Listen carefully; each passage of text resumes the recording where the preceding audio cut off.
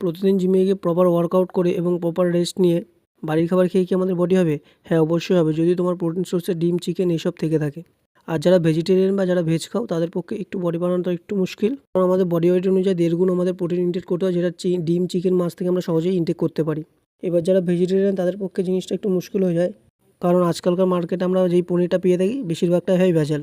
তাই তোমরা যদি সপ্তাহে 3 দিন ভেজ খেয়ে থাকো, সোমবার, শনিবার বা বৃহস্পতিবার, এই 3 দিন যদি ভেজ খেয়ে থাকো আর বাকি দিনগুলোতে যদি ননভেজ খাও, তাহলে আমার একটা সাজেশন আছে যে তোমরা সাপ্লিমেন্টের থ্রুতে তোমাদের বডিতে প্রোটিন ইনটেকটা পূরণ করতে পারো।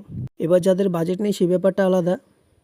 তবে আমি বলবো যারা ভেজিটেরিয়ান তারা নর্মাল খাবারের সাথে সাথে সাপ্লিমেন্টের থ্রুতে তোমাদের প্রোটিনটা পূরণ করতে পারো। তো যাই হোক, আজ আমার কম্পিটিশন ট্রান্সফরমেশন জানি ডে 10। তো আজ ছিল আমার বাইসেপে কী ওয়ার্কআউট করলাম পরপর দিয়ে দিলাম। চাইলে এগুলো তোমরা জিমে ট্রাই করতে পারো। তো থ্যাংক ইউ সো মাচ। ভালো থেকে সুস্থ থাকো, ফাটিয়ে ওয়ার্কআউট করো, চলো।